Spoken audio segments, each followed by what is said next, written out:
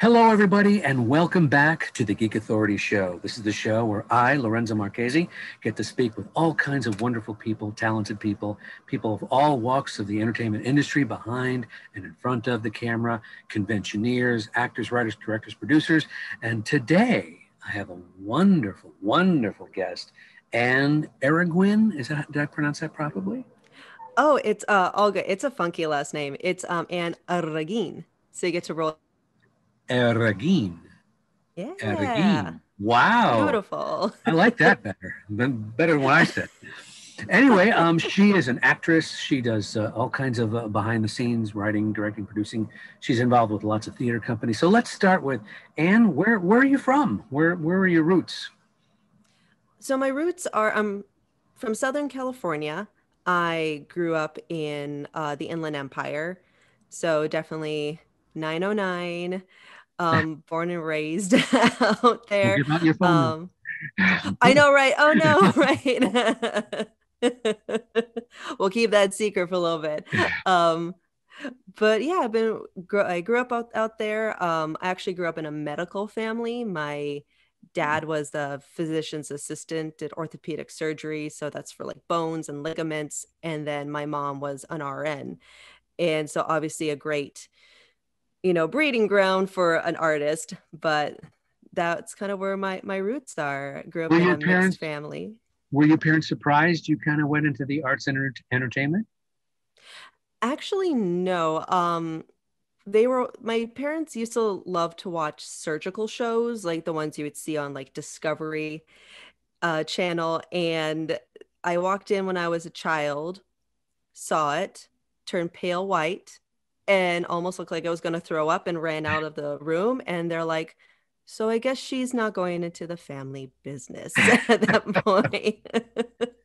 Hey, by the way, I used to love watching the real doctor, documentaries, heart surgeries, all that kind of thing.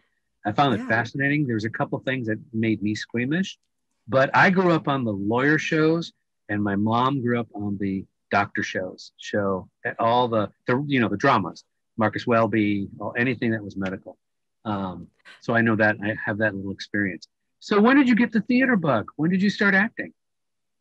I actually started through dance. I started um, as a ballet and jazz, and I ended up auditioning for musical theater. And that kind of t- that's where it kind of started. It was like, it'll be a fun audition, and kind of off I went auditioning for, I believe it was a children's version of Wizard of Oz. Really? And what did you get cast? Well, I was the Wicked Witch of the West. So, which was so fun. It was so fun to play like an antagonist. Well, that's a fun role. I mean, if you're allowed to chew up the scenery in terms of running with that kind of character.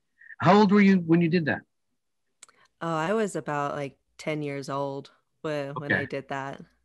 So obviously you've done musical theater, comedies, dramas, and things like that. Did it? Did you do it in high school?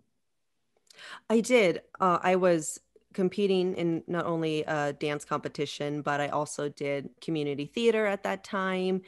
Also, my high school musicals as well. So it was definitely, I saw it as being really a lot of fun. And it wasn't until my senior year that I realized, oh, I could actually make this a career. I could actually do this professionally. And your parents supported you at that point in high school? Oh, absolutely. They super supportive. They took me to like symphonic concerts and really wanted me to see musicals, and they are very much of, believing in your dreams and working hard towards it, and so they were very supportive about that. Very cool. So would you say that after high school did you start doing like auditioning for other things, or did you just go right into theater? Because I know you're doing, the local theaters here in Southern California. Oh yes, actually I auditioned for Disney. I auditioned for their theme park, so I kind of went full force as a dancer. I still did musical theater, still auditioned for commercials and short films, but for about I think it was about like a good 7, 10 years. My whole life was dance. It was um auditioning for touring shows. I think any dancer out there knows you have a limited time with your body sometimes, so might as well go full force when you can. So what did you audition for at Disney? What were you doing there? I auditioned for their parades that they had there, and I ended up getting into Phantasmic, and so that was one of my first shows I did out there. Oh my God, it's one of my favorite shows. So Isn't it so what did you amazing? do? What did you do? Tell us about that. I mean, was it one of the stunt things, or were you on the boat or on the island? What happened? Yeah, I performed on the barges and like the very fun, colorful barges I would kind of glide across, and then I would be on the island, and I was friends with a lot of fun individuals out Oh, there. okay. So you mean if I remember correctly, they had like a Little Mermaid, a Snow White, and a Beauty and the Beast lighted float. So you were on which one were those? Were you like the mermaid? Actually, oh, I wish. I was actually on with the very neon colored monkeys. Oh, yes, they got the arms and everything. That's Yep. a hard that's a hard Lovely. dance routine, isn't it? Challenging. Perfect. Nailed it. It was more of like because you have such a limited vision, and then also it's also at night as well. So it's like spatial awareness as well as being a technical routine. So that was a fun challenge. Wow, and being on were you guys secured on the rafts on those things? Because I always wondered about the movement. Anybody ever fall off? Not that I'm aware of. You never know. Um, they definitely did have barriers on there, so we felt very safe. Um, you knew, like, especially the way the light would reflect off of the barriers, you knew you were in good hands. Oh, okay. And then did you come up at the end of the show on the Mark Twain? Were you one of the characters there? Yes, I did do that a couple of times. Oh, because they do the flags. I love the show. Anyway, so I, you mentioned touring companies. Were you in any shows, big tours, big productions? well, I was a part of Feld Entertainment. So Feld does, if you ever see like Disney on Ice or Oh, yeah. Marvel Live, it was one of their Disney Live shows, and I was very fortunate to travel internationally. I worked with them for about 4 years. Went to Brazil, Japan, which is I love Japan. It's amazing, and got to go to about 20 countries. Wow, and it's one show that toured around, or you did different shows when you moved? I actually did I did one show for a long time. Then I did a second one for about like a 2 month kind of stint where they needed a replacement. So I kind of helped them out with that. Interesting. So in traveling, and you mentioned Japan being your favorite. Oh, I love Japan. It's all these little things that make Japan just so fun and such a great atmosphere. And it was absolutely when How- Was because it when I a, went was back it to help, yeah. was it a big culture shock for you? Um, uh, yes and no. Because we had traveled to like Europe and South America, and I think going to Asia for the first time, I will admit I was like a little nervous. I was like, oh, it's the first time, I'm going to over to Asia. And when I got there, I was like, I don't know why I was so nervous. It's fantastic. How were the And it, people accepting of you? Or oh my God, they were so sweet, so incredibly like respectful and polite. And it was just so amazing. did you go to one of the two Disney parks that were out there? I did. I went to Disney Sea and absolutely Did, loved it. okay, Disney Sea. That's the one that's all off the island, like water based. It's so you have even things like they even talk about like Jules Verne and like they bring his books kind of to life too. So it was a really unique experience. Really fun. Very cool. So let's talk about what you're doing now. What's going on with the pandemic going on and people kind of like keeping their distancing and theaters haven't opened yet. So So as an actress, what are you doing? So right now I am working on a lot of Zoom plays. I'm still auditioning for, short films, for, commercials, but for right now, it's definitely working on plays that are very inspired by the 1940s. So that's been a lot of fun. And then also creating my own content as well. It's a good time to really kind of work on building that kind of reel, if you will, Right. of kind of performances. That's like, okay, what characters do I really want to play? So by content, are you saying you're doing, is it like comedy characters, or are they one acts, dramatic, or what are they? A little bit more kind of like kind of basing like character like kind of like sketches almost, and then my friend Brian Larios and I, we worked on a show called Quite Social, which was all done with Zoom. And we just wanted to create a story. And we kind of built this whole little web series. So a lot of it is kind of building little web shows and finding a character we click with and really just diving into it. So basically, you're showcasing your not only your acting, your writing, the whole producing of it, kind of getting these little projects together. And this show you mentioned, I believe you said that's the YouTube channel. Yes. Um, It's called Quite Social. Hey, yeah. So these are shorts, and it looks like you started producing them about a month ago. Is that number one or the latest? That's the latest. That's lazy. We uploaded them a month ago. We actually put it up onto Instagram, onto their like little IGTV, because we wanted to just kind of bring something really quick and short that people could watch and enjoy without feeling like they had to commit to like anything longer than 5 minutes. So we put it up on Instagram, and then we realized a lot of our friends and family may not have Instagram. So we're like, well, we should actually put this up for a larger audience to see. And yeah, it's our first season. It talks about these two unlikely characters coming together during a situation where you might forget how to be social. And our lead character, Sean, meets a very unique self-help guru who tries her best, but is a little out of it. That's you, right?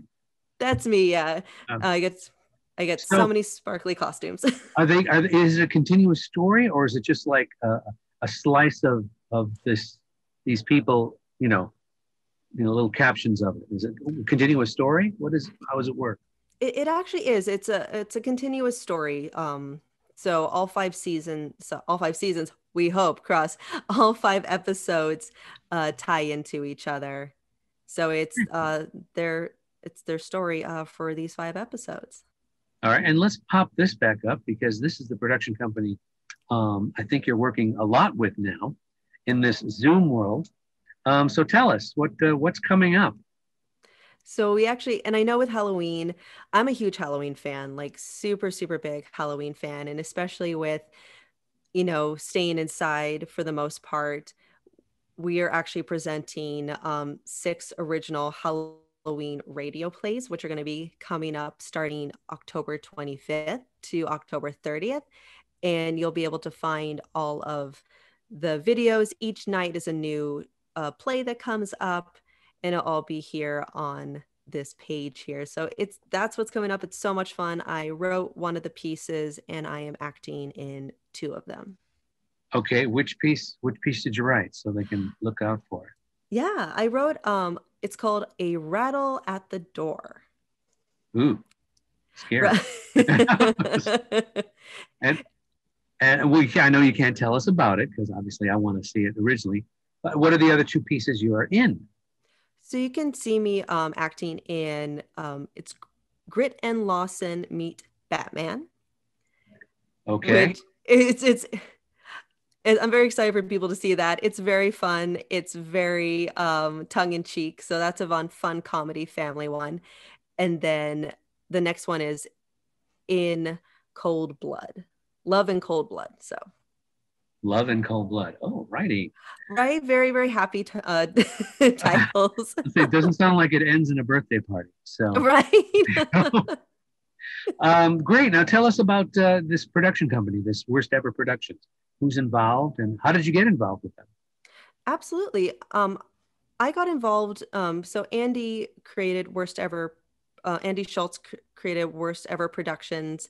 I met him actually working at Universal Studios and then also with Force of Nature Productions as well. And I know he went off and kind of started creating his own content, and he was talking to myself, Brian Larios, Danielle Swanson, and Walter Cartman. And so we kind of started doing little shows over there and just little creative pieces from on stage into now we're doing things on Zoom with him. And it's just been a real big blast. How is the Zoom experience versus on stage? I mean, because we're confined to the square now, uh, and I'm assuming you do the makeup and maybe create your background with a green screen or something, and then is it like character piece together, or are you all together? How does that work? So it's so interesting. It's like a whole new frontier with Zoom because it's like you're bringing in a little bit of like film in with theater, excuse me. And so basically, we're all kind of in our own apartments with whether we have a backdrop or just like a plain white wall with our microphones. And then we just film it all together or film our parts separately. And honestly, the editing is fantastic because they're able to take the squares and really kind of bring them together or only have like one be the focal point. So where you can then kind of tell the audience where the story is going. Right, who to focus on. Yeah, exactly. Cool. Do you have your own green screen as well? I do. I have my own green screen. It's like tucked away back there. But I do have that. A lot of times I end up using like a very blank wall, especially since a lot of it's been in like, it's going to be in black and white tones. And so I'm like, well, I'll just put a very blank wall. So have it be very. Yeah, black and white creates a nice contrast too. Yeah. Especially in that Halloween vibe. Right. And by the way, who's this girl here? Who are these girls? I don't know. Yes, that's her. In fact, you sent me some photos. Let's check them out, and especially this one here. What is going on here? Now, if I had to guess, you're either, I don't know, you found a package at your front door after just getting up, or you're escaping an insane asylum. I have no idea.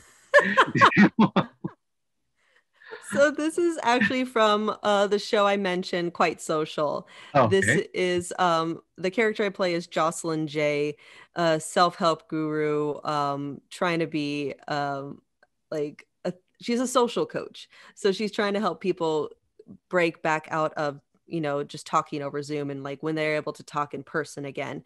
And she's reached her all is lost moment, truthfully, like, and now she's resorted to rethinking, am I doing the right thing? And she's got her props with her and she's just got to have a friend to talk to.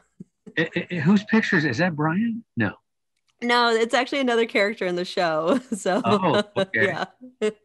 All right, what do we got here? Now, I interviewed Brian on another show, so you guys got to check that out too, but I know him. That's Brian. What are you guys doing here? So this is from one of our other episodes, and this is what one of our sessions looks like.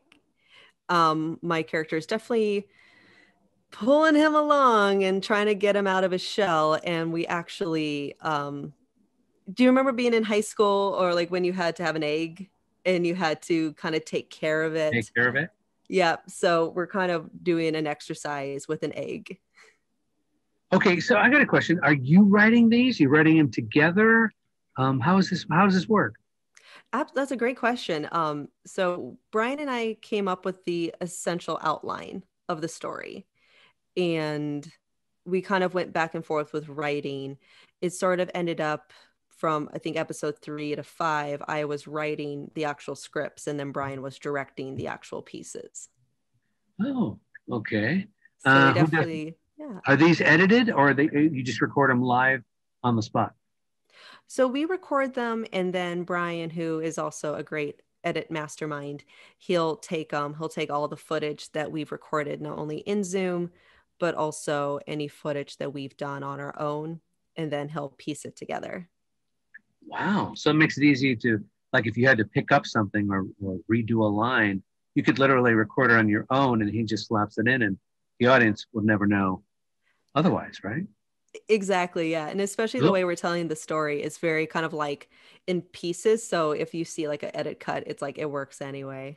And the only exception being is if you ever changed, outfits, we'd notice that, wouldn't Maybe a little bit, yeah. we? Yeah. Okay. Oh, knock, knock. Who's there? Who's this? Right.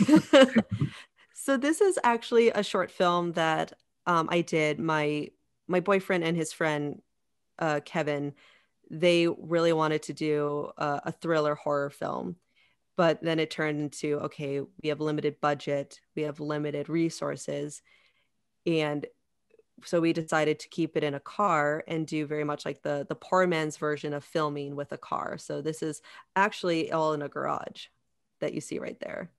Wow.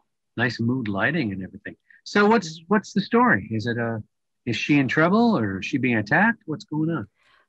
It's so basically it's a kind of a cautionary tale. This woman is driving home on Christmas, and she basically can't keep awake, and she keeps pulling off on the side of the road, and there's a reason there people have told her not to pull off on this particular road, and she finds out why. Hence knock knock. Yeah. A sound you don't want to hear on this road, right? Right. Okay. Oh, I see balloons. Gold balloons. I love So that this expression. a little quirky kind of expression of like, hey. What's this? Is this the party or something? Or?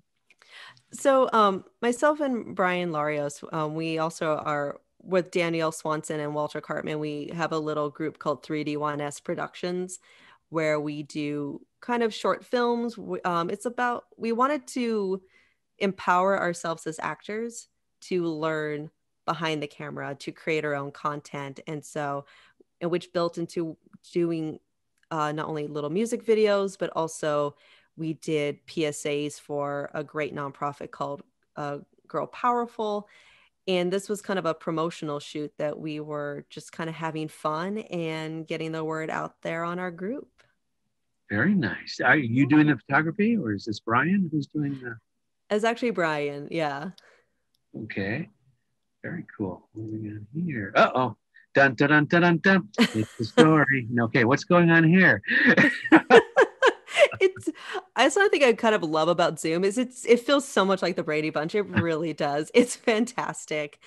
So, well, of course I had to wear the same shirt, obviously, in the photo right now.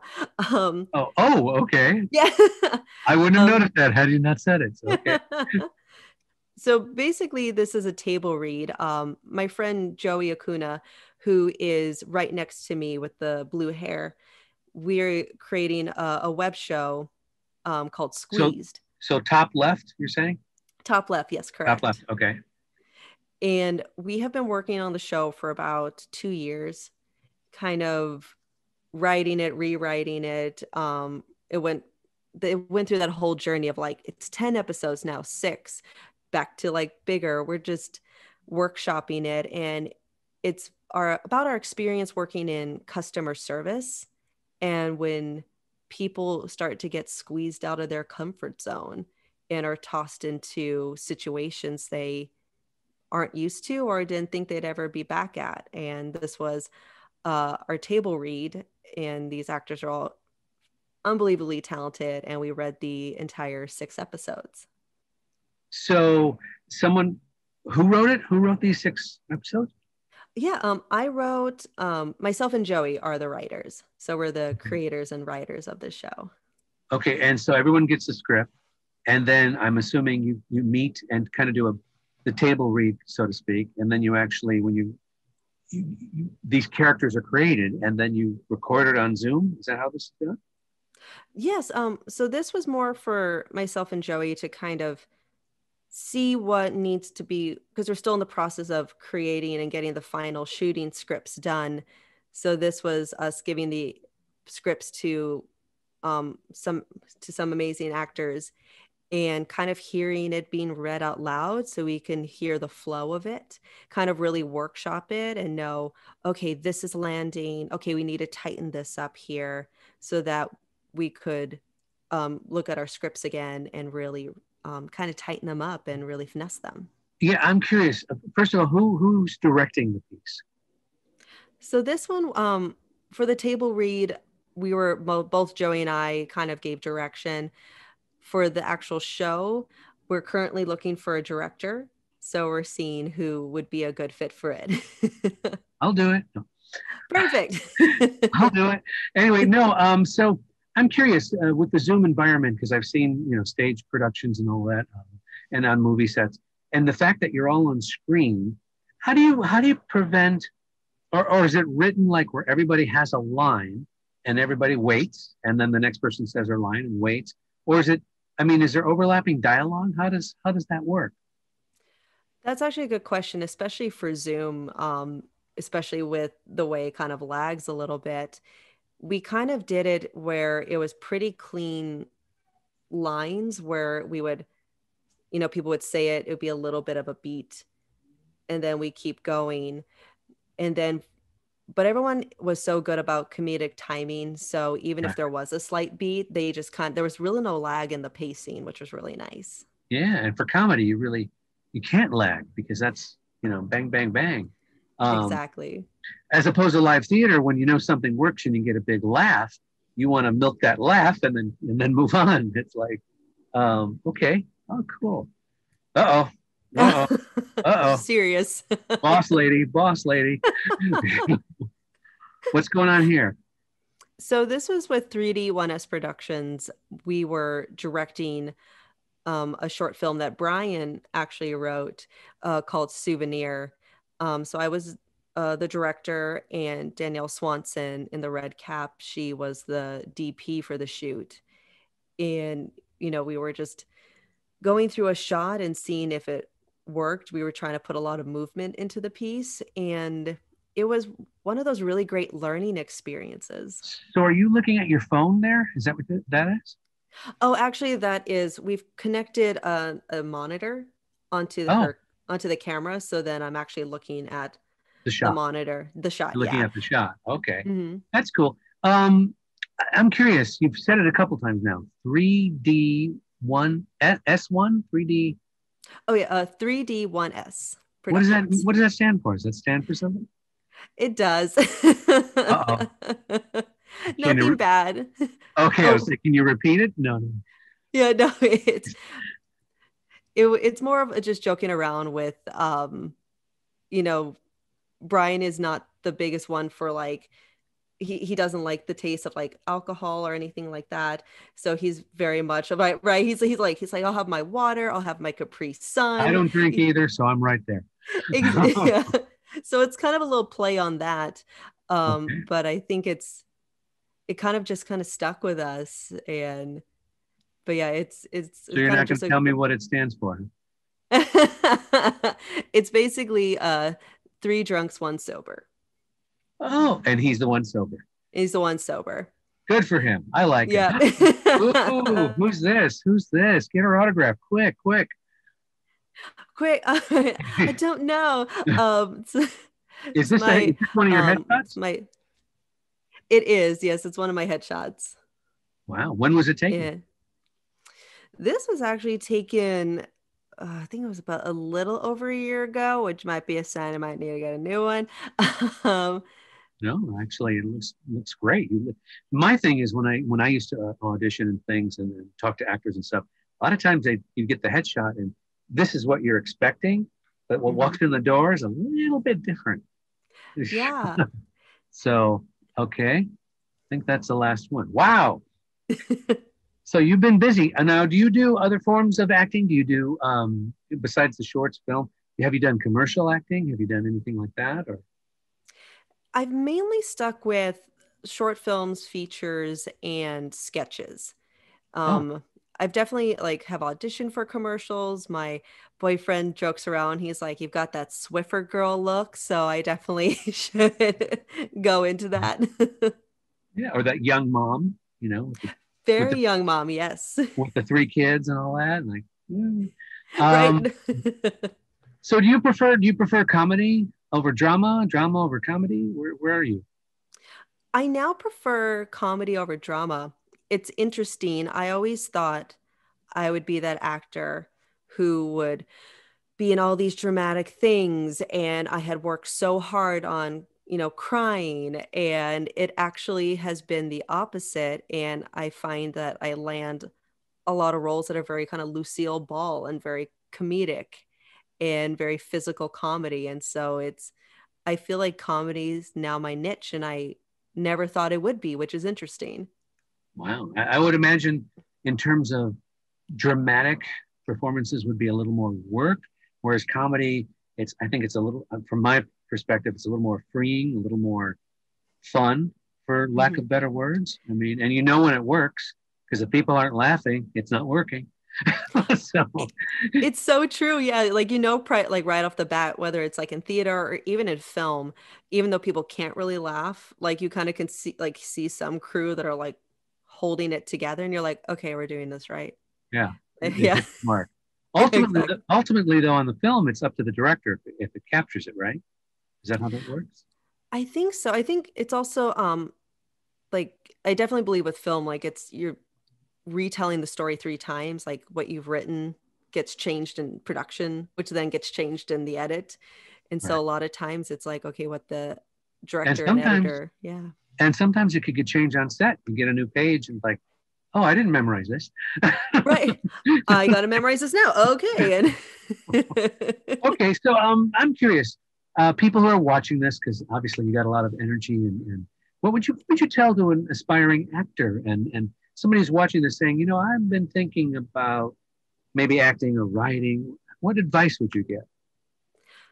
that's a great question. I think you just have to you have to go for it. I know for me, especially like being a writer, like my grammar sometimes isn't the best. I've always struggled with it. And I think sometimes even when you think something is an obstacle for you, use that really as a platform to propel you, because there's great things at the other end of that obstacle. And sometimes you have to jump into the deep end, but you always find your way. Wow, just for me, it's always give it a shot. Don't, Yeah. fail a couple times, fall down. It's good. You learn with each, as long as you learn with each mistake.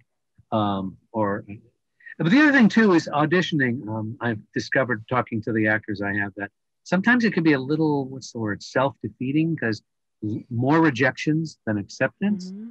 And it's like for every one job, there's, 100 rejections. And it's like, you got to persevere for that stuff. Oh, But writing, absolutely. Yeah. writing you can do anytime, anywhere, any place. And So especially, like you said, with acting, like you kind of almost have to build up that skin of like, I may not get this. And I know what's helped me is whatever I audition for, that's my time. That's my role for when I audition. And I want to lay everything on the table. If I get it, that's fine. If I don't get it, that's fine too. At least I know I put everything on the table. right. And one of the little things I've heard talking to the actors is when you go to auditions, always give it 145% Yeah. because it's easier to pull you back than to be the kind that's like, is there any more to you? Right, uh, right. And I think also like with each project you can kind of tell with the writing if it's like, okay, this is going all the way, or also it's okay to be still, especially if you're doing like film. It's okay, embrace stillness. I know it can feel so yeah. awkward, but there's such a power with stillness And that when I've done auditions, I know theater actors, sometimes they get very broad and it's like, okay, the set's over here. Uh, anyway, how fun. So, that's good advice. I mean, a lot of people don't realize it's a lot of work, and if it's within your spirit or heart, keep trying, and it'll happen. What do you find easier? Do you find the writing process, the directing, the production side, or is acting the most comfortable seat? I think for me, like the acting side feels the most comfortable, but also it's because I've done it the longest. So I've already kind of built up that feel. In terms of behind the camera, for me, writing and producing feel the most comfortable. Just like I love telling stories. And then for producing, it's a lot of logistics and I love puzzles. So for me, I'm like, Getting it's people all, together, figuring out yeah, how to shoot it. Wow.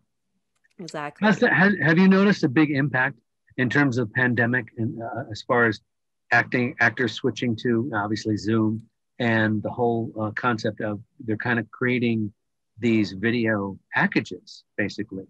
Um, I've been waiting for the new James Bond for now over a year, and it's like that Right. thing's not coming out till 2021, I think. I Yeah. think so. So, Yeah. but It's been really fun to see that transition, honestly, like with so this seeing doesn't bother you as an actor? it really doesn't. I think it's about adapting and you know, it's the world is changing and it's kind of like, all right, I know how it used to be. I know like how to work that. So, but how can I adapt to this and adapt with storytelling? It's kind of like, okay, how can I be flexible? People still want good stories. So, Absolutely. yeah. How do you feel about the fact that they constantly remaking things? it's it's one of those where I'm all about like if you can think of something new and fresh for or like a remake or a reboot, then I say go for it. Like an example, I will admit like I was worried when I heard they were redoing Jumanji, but then I saw the new one and I was like, it pays homage to the original, but it's its own thing. Right. And I love that about that one. And then with other reboots, it's almost like, are there no other stories? I'm gonna say like there are Is there writers that need work. right? I'm like, I'm sure there's other stories out there, like Yeah, and as well. I mean, as good as they are, and if you're a fan of them, and the audience out there that are watching this, if you're a fan of it, I really don't need another Fast and Furious 27. I mean, come on. Right. It's like, how many cars can you crash and it'd be interesting? So, Right. but what do I know? Okay, so, all right. What I like to do is talk to actors, especially, and find out some of your interests. So I'm going to I call this my fast round, and I'm just going to throw questions at you, Okay. and you tell me what your answers are. So, first Cool. question is, if you had to pick a favorite movie, what would be your favorite film? Oh, hard one off the bat. Jaws.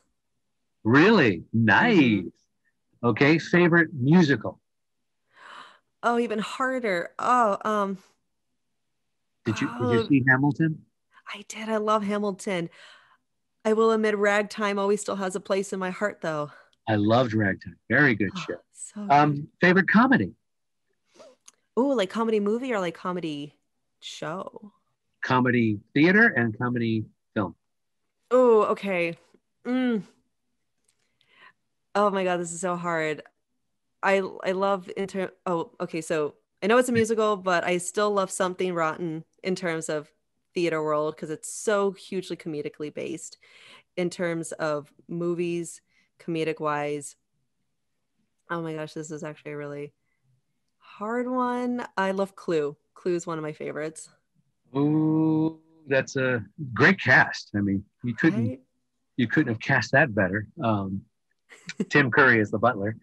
Um, So good. and I saw it in the theater, so I didn't know that they gave you all four endings at the end of it.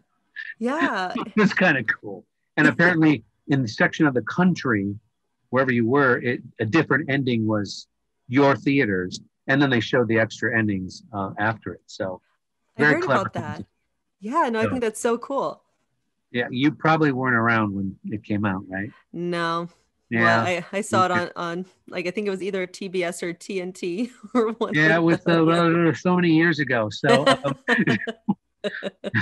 I was there opening day. Anyway, okay. How about favorite? Do you have a favorite author? It could be a playwright, doesn't matter. Yeah. Have you done Shakespeare? I didn't ask that one. I've actually really haven't done that much Shakespeare, to be really honest. Okay. We studied it in college, but I never really got a chance to do a lot of plays like of his. You got a good look. I think you'd be a good Lady Macbeth. I think. I would love that. She's great. I think She's great. You should try it. And based on your other character in your web series, you could probably do an Ophelia in Hamlet. So. Yes. But anyway, give it a thought. I want to see that production. Done. It's happening. Okay. So, are there any other closing thoughts you might want to share with anybody, or something I missed or forgot? I know it's one of those like, oh my gosh, what do I want to say? It's like you get that platform. Yeah, no, I hope everyone gets to enjoy like the Halloween shows that we are putting out there. As Worst well. Ever Productions, right? Worst Ever Productions. If you Hi, have Andy. Hey Andy, good to see ya. Yeah, I'm a huge Halloween nerd. So I hope people still get to find a way to enjoy this like kind of Halloween season, whether like they're watching like classic horror movies like Halloween or Psycho, or you also get to watch like Hocus Pocus. And Love Hocus Pocus. Love that so Middler. good. She's like the queen. Winifred. And then Winifred. I will admit, I feel like I'm always been more of a Mary. Really? That's Sarah Jessica? Or is that Kathy? That's Kathy for Squeezed as well. Oh, I'm sorry. Say that again? Oh, sorry. Also hope people get a chance to watch Quite Social and to be on the lookout for Squeezed as well, and then next year. Nice. Very cool. Okay. Well, it was an absolute pleasure talking to you, Anne. I tell you, I've seen you perform. Talking to you, I think I even like you a little bit more now. It's so awesome. You're awesome. Anyway, this was great fun. I hope it was a little bit fun for you. I know our audiences are going to love this, because obviously hearing, it's nice to see people out there doing stuff and producing stuff. And especially if you're an aspiring actor, writer, director, if she can do it, you can do it too. Anybody can do it.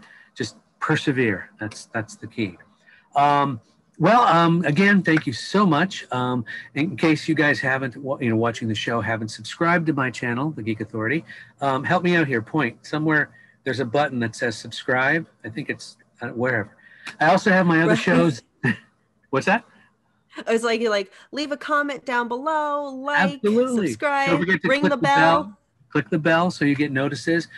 Check out my other shows. I have a Talk About show where we talk about different things. The Geek Authority is the one where we talk to actors, writers, directors. I have the Geek Authority's Mysterious Chamber of Collectibles, where I pull out my collectibles in my closet under my bed. And I also do one other show called the Unboxing the Geek Authority, where I get stuff for the first time and you see it, and I see it. We both see it for the first time. And usually I freak out because it's really cool. But anyway, thank you so much, Anne. I really, really appreciate it. I hope you had a great time. And watch the show too, and I'm going to look out for your work. But this was great fun. Thank you so much. Thank you so much. I had such an amazing time. Thank you again. Very cool. Very cool. Okay, let's say bye to everybody. Bye. We'll see you next time. Stay tuned. Bye. Bye.